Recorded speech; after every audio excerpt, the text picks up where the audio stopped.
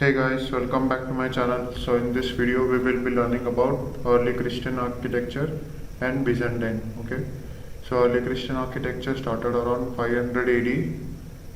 So let's straightly look at the architectural character. So the early Christian architecture was the beginning of use of truss. Okay, so king post and king post truss really began to develop during the early Christian architecture.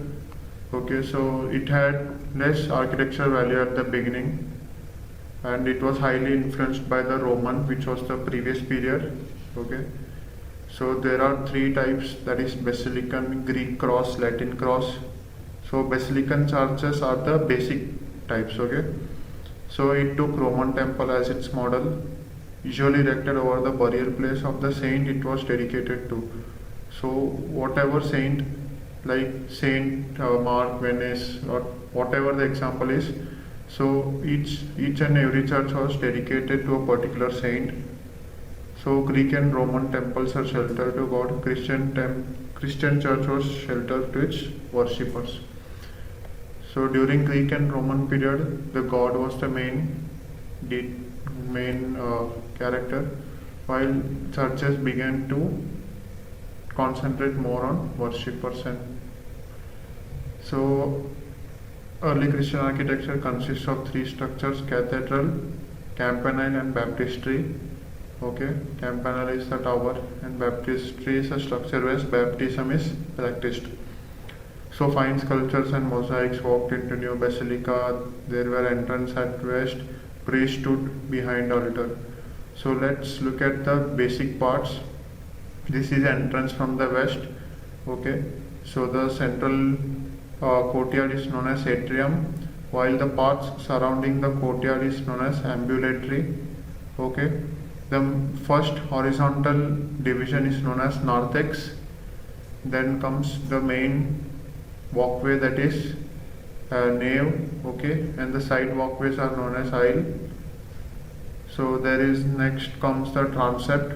This part, the horizontal and the vertical part where it intersects, it is known as transept. Okay, and this end, the curvature end, is known as apsidal end, and this part is known as bema. Okay, so let's understand this in plan. So entrance from the west, there is an atrium. This surrounding is known as ambulatory. Okay, this surrounding path is known as ambulatory. The first horizontal division is narthex. Then comes the central walkway, that is nave, and the side walkways are known as aisle rather. And the main division, the intersection between horizontal and vertical, is known as transept, and bema, there is apsidal end. Okay, so these are the main parts that you need to remember in early Christian architecture. So now let's look at baptistries. Okay, baptistry is used only for practice of baptism or on festival or on Easter. Okay, these are generally large separated buildings which are placed away from the church. Okay, they are separate buildings. The church and the baptistry are separate buildings. Okay, a part of church and a separate building in which baptism is administered is the basic definition of what baptistry is. Okay, and then comes tombs or catacombs. Christians objected to cremation instead of burial on consecrated ground. Land for burials had become scarce and expensive. Monumental tombs become expressions of faith in mortality. So they began to develop tombs. Okay, cemeteries or catacombs were excavated below ground, usually domed or enriched with lavish mosaic decorations. Okay, so this is the ornamental canopy or stone made up of marble. So their decoration above the where the main statue is present of the Jesus. Okay, so the decoration above it is known as baldachin. Okay, that is an important term, baldachin. Okay, so this baldachin is decoration above the altar, decorative above altar. Okay, this is main baldachin known as Baldachin, right? So this was all about early Christian architecture. So there's not much to learn. There's only you need to remember these parts, okay?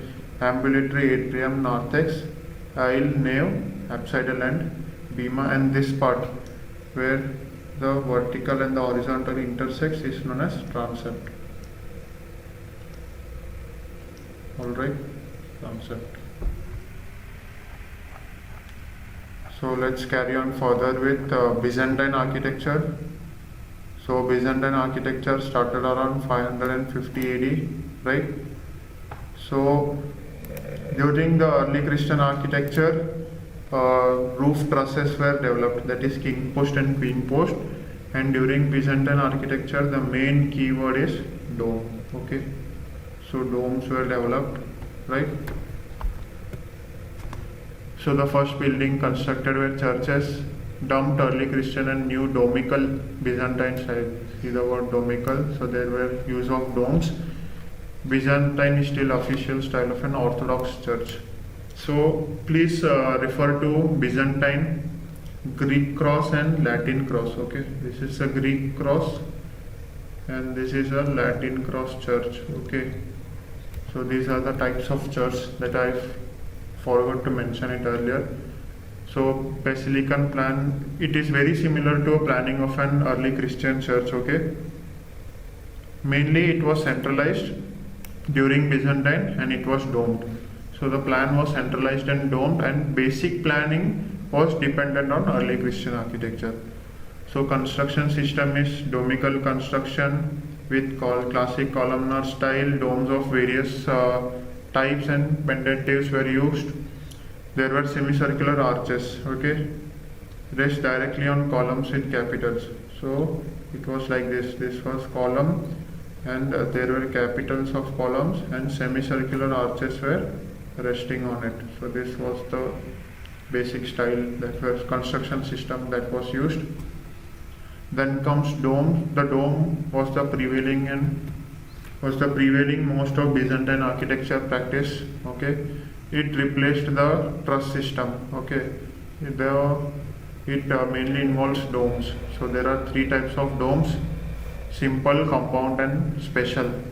A simple dome, which looks like it, where pendentives and domes are part of a same sphere. Okay, see, this is one particular sphere. If you imagine a sphere over here, it will look something like this. So these pendentives and this dome are a part of a same sphere. Okay, but in compound dome, the dome and pendentive rise independently. So this is part of one sphere and this is another sphere. Okay, so they develop independently. So this one is pendentive and this one is the dome. Okay, as you can see in this picture, it is written as pendentive. Okay, so this part, this triangular portion, okay, it is known as pendentive, and here it is written as quinch. Okay, it is written as quinches. So it is basically developing a dome with an octagonal base. 1 2 3 4, yeah, octagonal base, right? So developing a dome in an octagonal base, it is known as squinches. Okay, so this is the difference between pendentives and squinches. So then there are special domes with melon-like domes, serrated, onion or bulbous domes. Okay, so these are the three types of domes which are used in Byzantine architecture. So let's look at the examples. The main example is Hagia Sophia. When you see the Hagia Sophia plan, it is something squarish with each side measuring 31 meter. Okay, there is construction of domes, and see one interesting point here. In this Hagia Sophia dome, there are windows at the projecting level or springing level. Okay, so there are windows right here. Okay, so this is the speciality of Hagia Sophia dome, where in Roman Pantheon you saw oculus at the top. So there was some hollow thing opening at the top. Okay, so when you see in section, it looks like this. Okay, So this was in Roman Pantheon, and this is in Hagia Sophia, right? So it was built by Tralles and Isidorus of Miletus. Okay, so perfect example of an Byzantine style. It was later converted into a mosque. So these are there is another example, that is Saint Mark, okay, at Venice. Okay, so all these are examples of Byzantine architecture. So all you need to remember from this video is the parts that we saw. And for early Christian, there was entrance from the west, there was central atrium, okay, and then there was ambulatory space. Then comes the narthex, that is the first horizontal. Then comes nave supported by aisle around.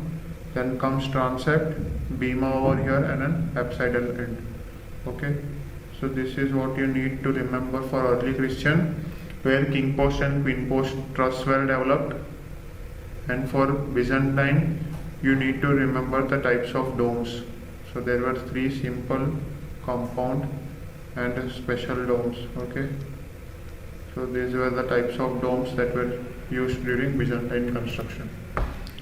Okay, I hope you understood this video. This was a very simple video. All the history of architecture videos are basically not like mugging up and all. You just need to remember the basic points, and you need to figure out the style. Okay, so once you start differentiating the style, it will be very easy for you. Okay, so keep on practicing. All the best. Take care of yourself. Thank you.